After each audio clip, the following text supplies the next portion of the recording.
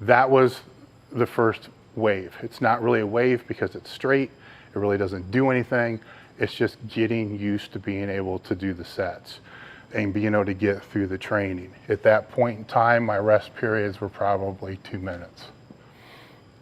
Not even really worried about it. Just get the work done, with the goal of between 1 to 3 to go from this.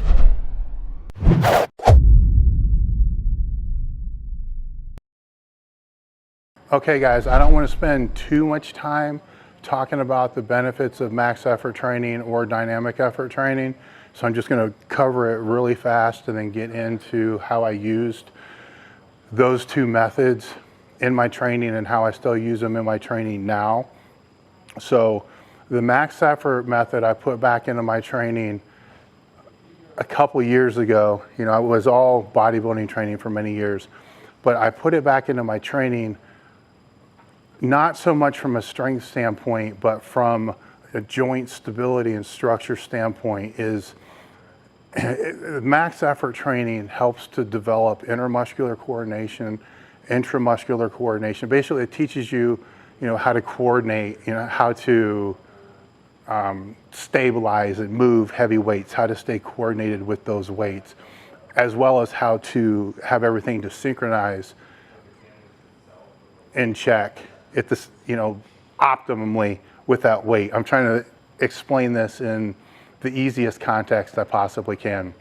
So lifting maximal weights teaches you how to basically lift maximal weights. It teaches you how to strain, teaches you how to do it safely, and the more you can do that, the more stable a joint will actually become, as long as you're doing it within set parameters, within exercises that are not too far outside what your scope of ability actually is, and as long as you can kind of mentally keep yourself in a place to where it's going to be of higher benefit and not as high of risk. With the degenerative issues that I have, max effort training it's an asset when used correctly. So I'll discuss how I do that and how I've done that over a period of time. It's not a matter of just working up and maxing out. It's a little bit more complex than what that is. The dynamic effort method, on the other hand, I really use that for two reasons now in my training. And I'm not speaking from a powerlifting or any other kind of strength standpoint, just from my own type of training. I use it for conditioning, and I use it to help build the maximal strength or my rate of force development. At 50 years old, I'm probably not going to increase my rate of force development by a whole hell of a lot, but I can keep it from decreasing. And I can tell when I don't move weights very fast compared to when I do move weights pretty fast. If there's a continuum, and I've explained in seminars before, strength athletes usually fall kind of somewhere in the middle, but on the far end, you're going to have people who are very, very strong, and on the other end, people who are very, very explosive. I was on the side of being very, very explosive. So when it came to max effort work, I sucked.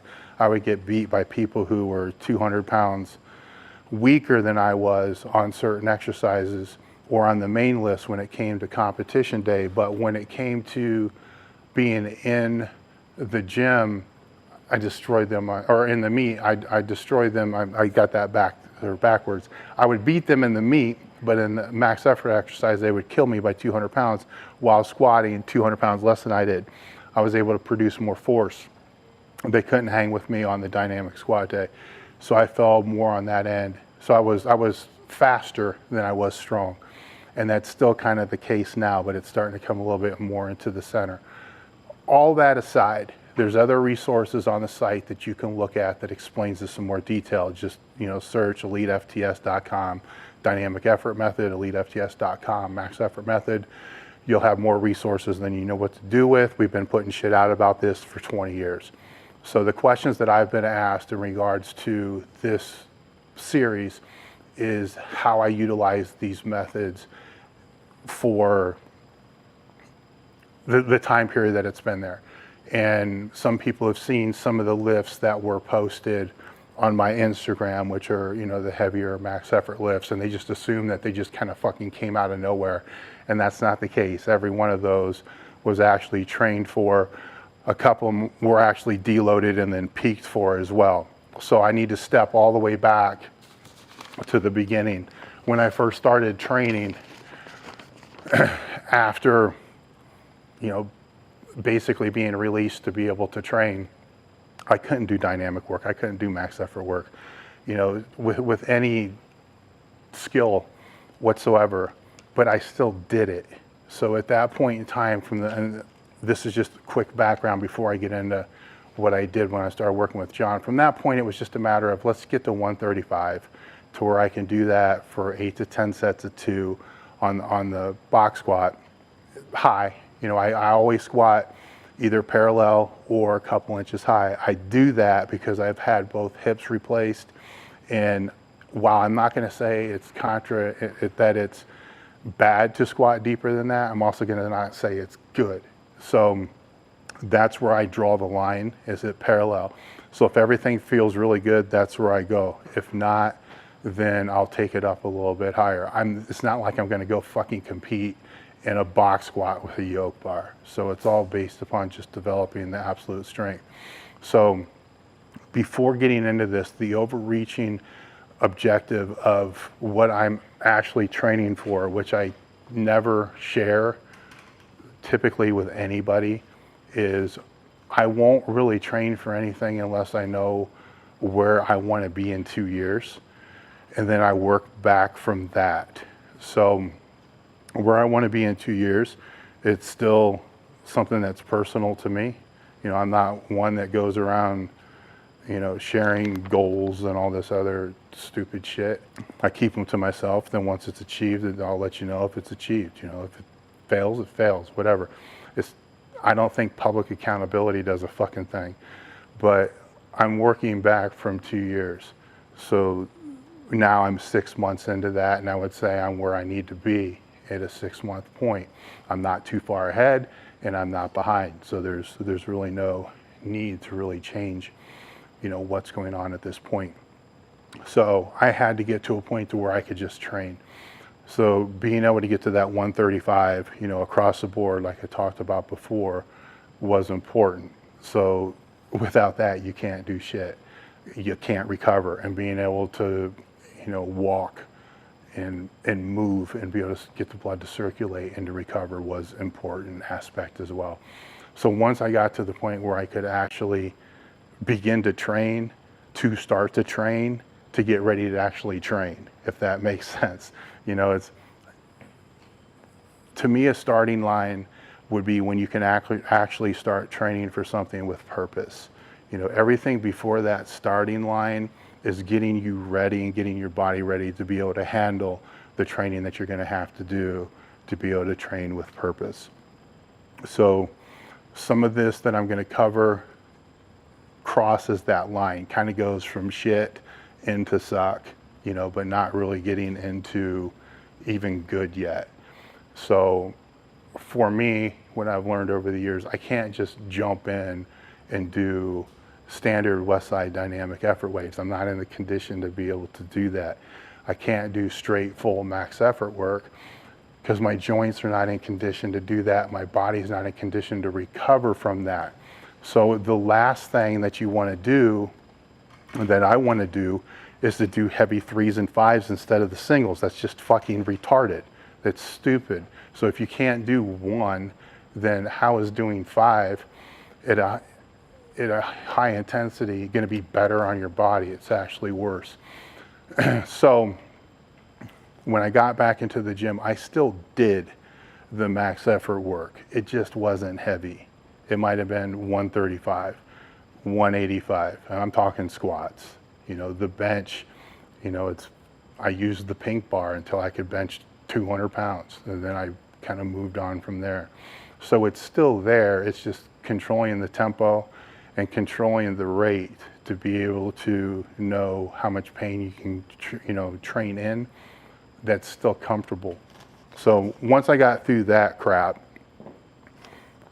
then the first series that I went through that was actually kind of worth a fuck was using a yoke bar on a 3-week wave for 8 sets of 2.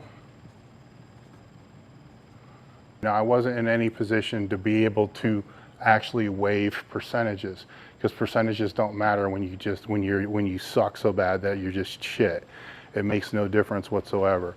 So I found a weight that was comfortable, that I was able to use, that was hard but not too hard. So say, you know, for those people that use RPEs, let's say an RPE of like 4 or 5. You know, for me at the time it was 275. For that 3-week wave. And the reason I use the yoke bar is I cannot get under a straight bar.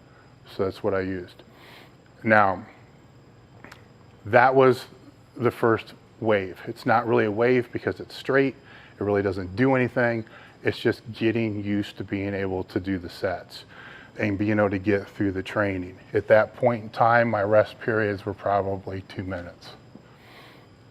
Not even really worried about it. Just get the work done, with the goal of between 1 to 3 to go from this being kind of maybe say an RPE of 6 to being an RPE of 2. So by the time we're here, it's easy, it's simple. It really isn't that hard. And then go through and repeat again at 2 reps for the next phase.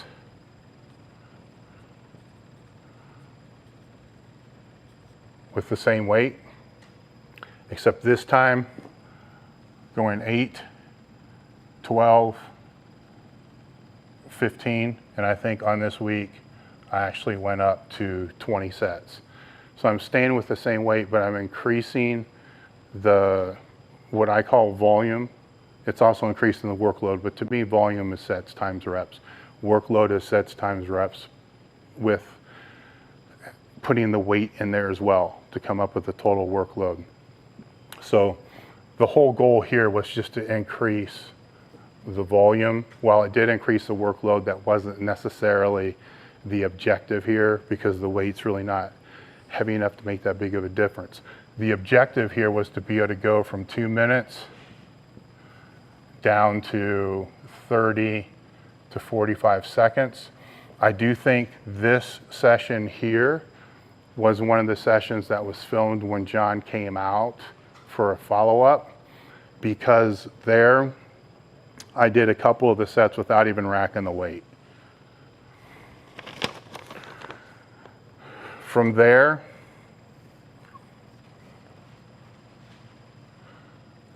this is all dynamic again.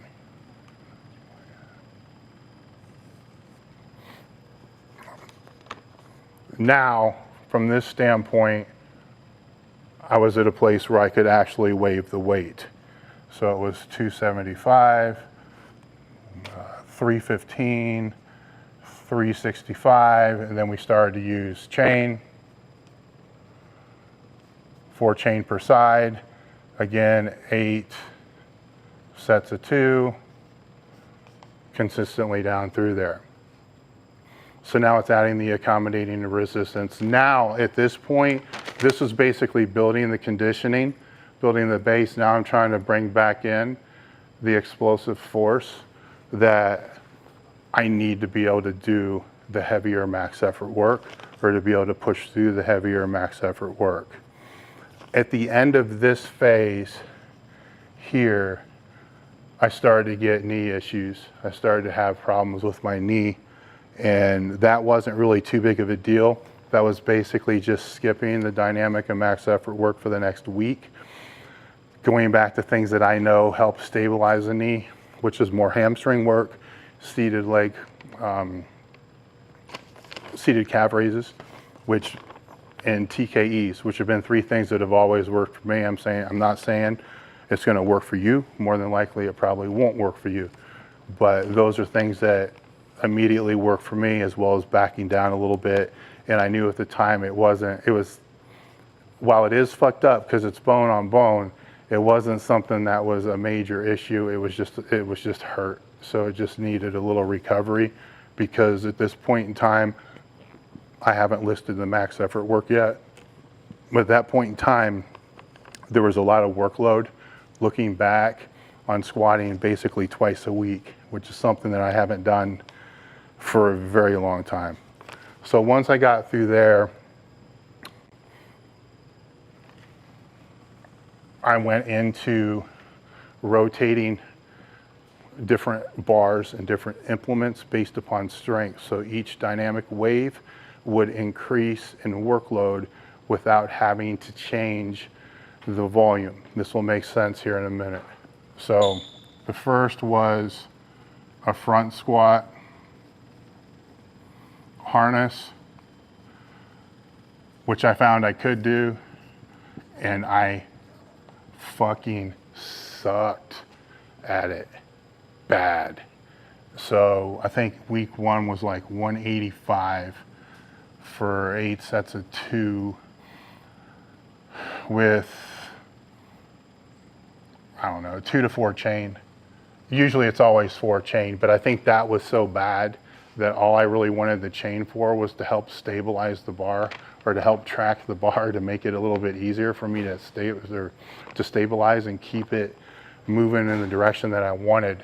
The next week, I think I was able to go maybe 245 and then 275 at that 8 sets of 2, 8 sets of 2, and the same chain.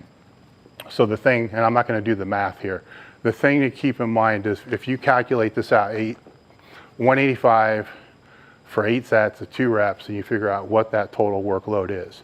Again, I'm not going to do it. I'm just going to throw some bullshit number out there as an example. Let's say we're going, here I am trying to figure it out. 400, 4 times 8. Let's say, 3,200 pounds. Just, again, don't bust my ass on the math. I'm not fucking trying to figure this out for real. But any 32, 34, 3,600 pounds as far as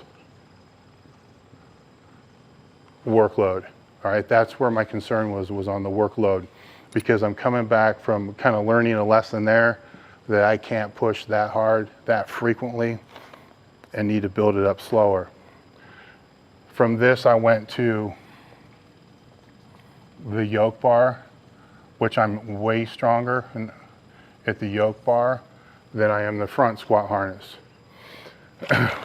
So with this one, it went 275, 315, 365,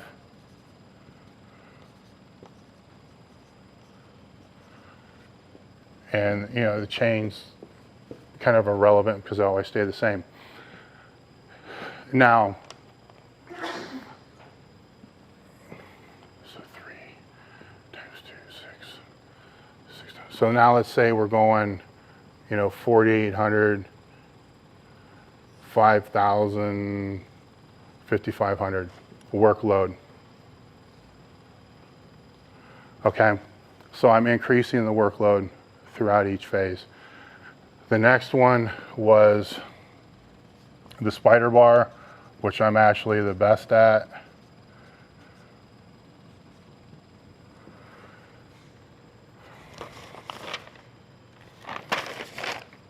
Like 365, 405, 455, and pretty much everything the same there.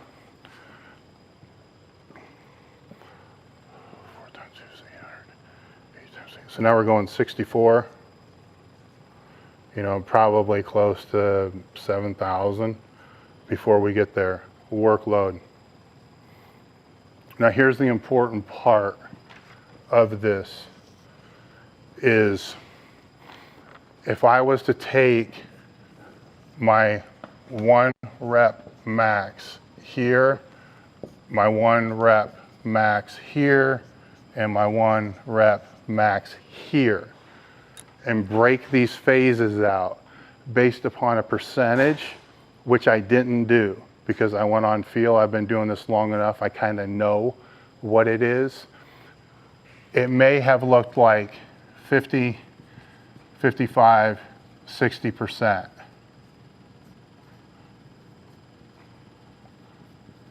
This, 50, 55, 60%.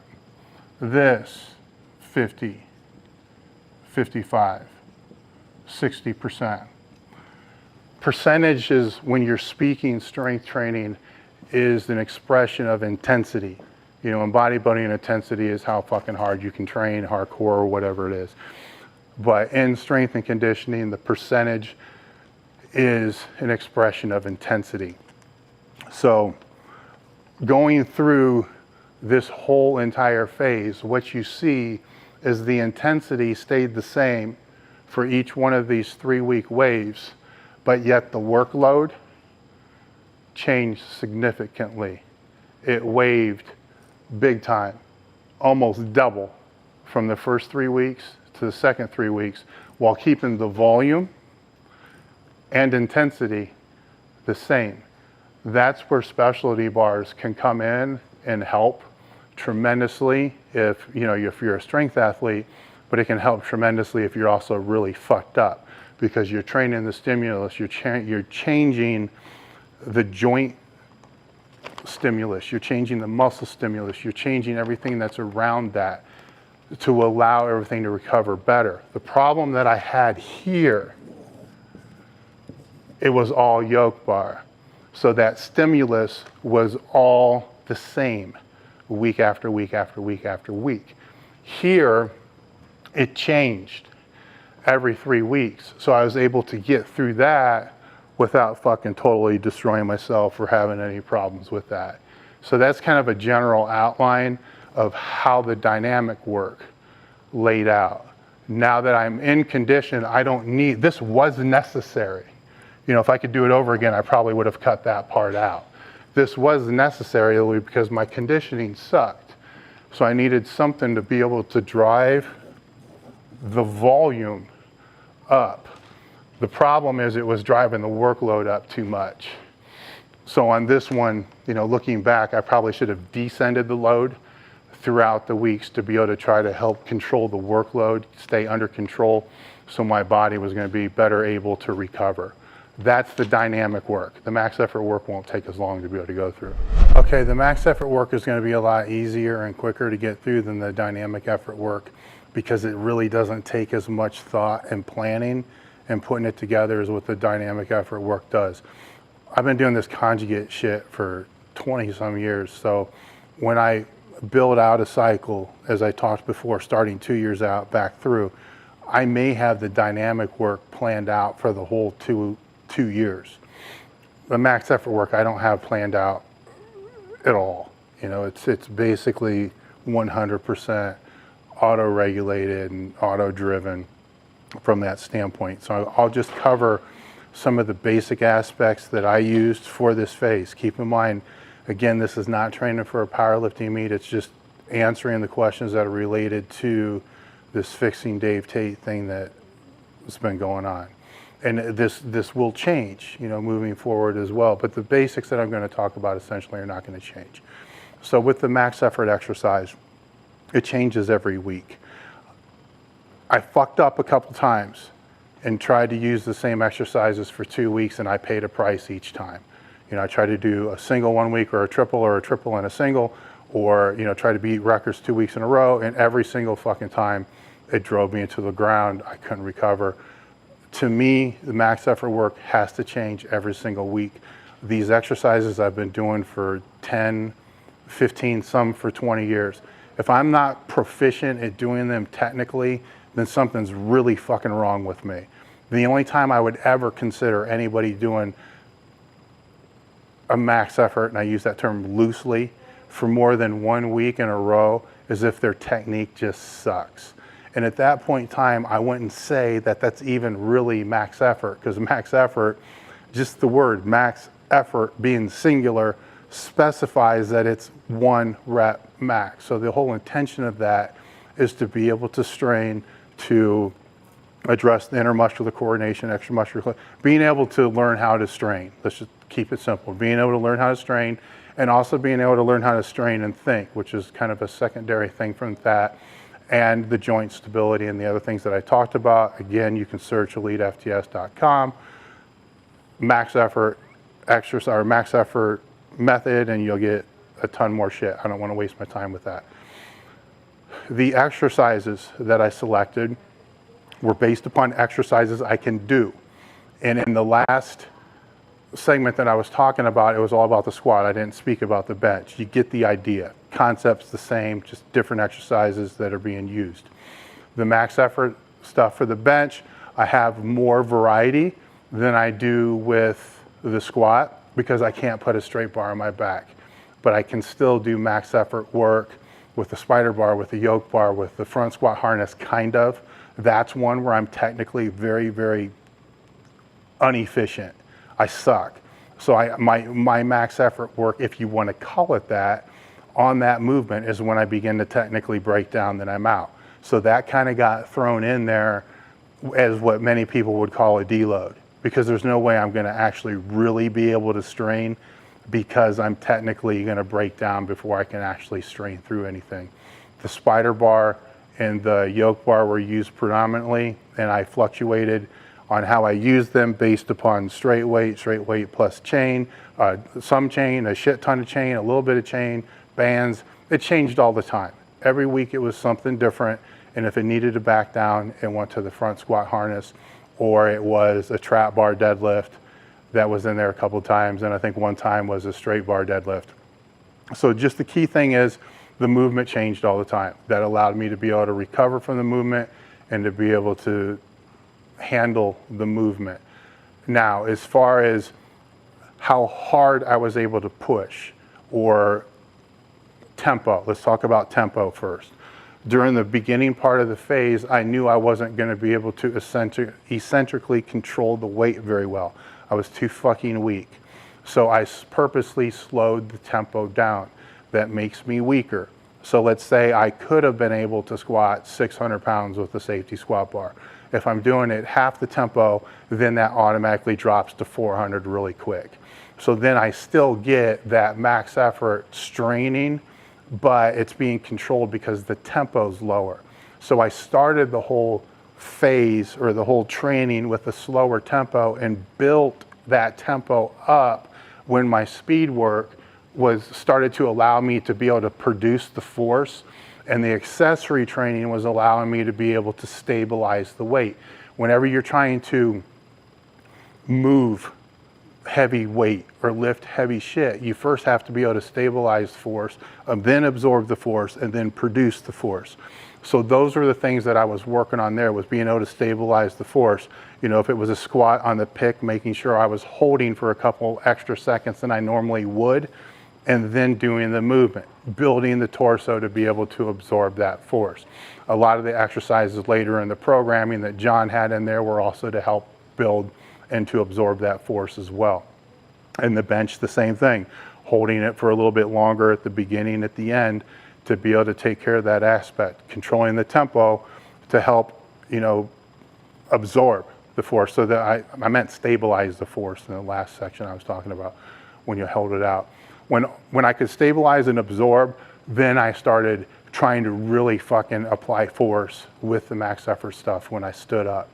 When I got to that point, I had to be more selective on the movements that I chose, and because the weights were going to be heavier. Reverse bands were another option that I used a lot of throughout this. So there, with all the max effort work, accommodating resistance was used pretty much every time, and that was to take the force out of the bottom, you know, and increase it more towards the top.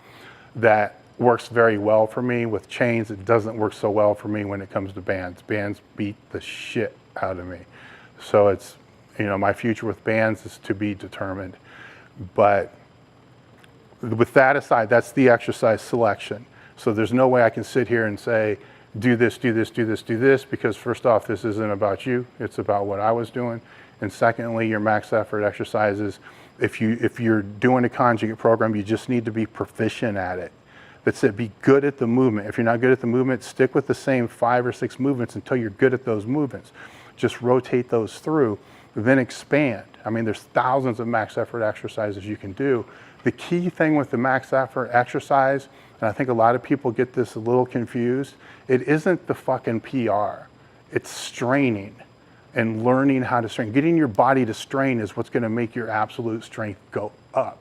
That's the whole fucking idea here, is to get the absolute strength to go up. That straining is what's important, not the actual fucking weight on the bar. Good and bad days can change the weight on the bar, but the straining can still stay constant.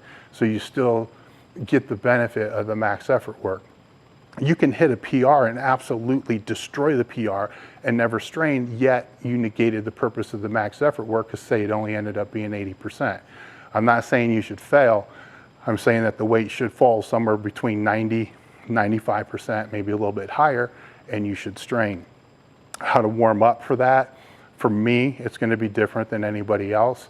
I base the warm-ups on how the first set feels with just the bar. Sometimes I got to use the bar for 4 or 5 sets.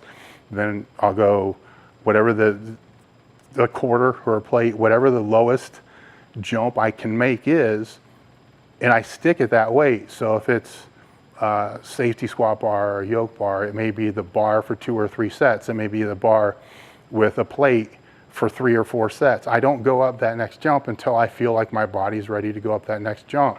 There's sometimes I may use 135 or 225 for 5 or 6 sets before I go up. Then I'll go to 3 plates and then 4 plates. Now things feel really good. Sometimes I may jump from 3 to 5 plates. And if somebody's watching me from the outside looking in, they're gonna say, oh shit, he just made a huge jump, especially on the top end. But they fail to realize I may have done 25 fucking sets to get to that. I just don't need that weight in between at that point, because I'm primed, I'm ready, the weight's good, it's still within reason, and it's not so heavy that I'm gonna miss on that jump. You do still wanna build some kind of workload and work capacity with the max effort work, but it's a balance. You know, it's like I said, I've been doing it for a long time, so that's kind of the philosophy that went behind the max effort training. With the bench, the same type of thing. It just was floor press, shoulder saver press. I think I did a board press, you know, neutral grip bar, you know, different stuff like that, but the same general philosophy of changing through there. The one thing that I was asked as far as, you know, what made this harder for me from a programming standpoint is when working with John, I was pretty much given the parameters to, you can control the max effort work, you can control the dynamic work. And to be honest, I probably wouldn't have released those over to anybody else anyhow, because as I said in the very first part of this, I'm under the bar and I know my body well to know what needs to be done, you know, and sometimes you just need to pull out and not do that exercise that day. I don't believe that's something that can be programmed. I think that's something that you have to learn how to auto-regulate yourself over a period of time.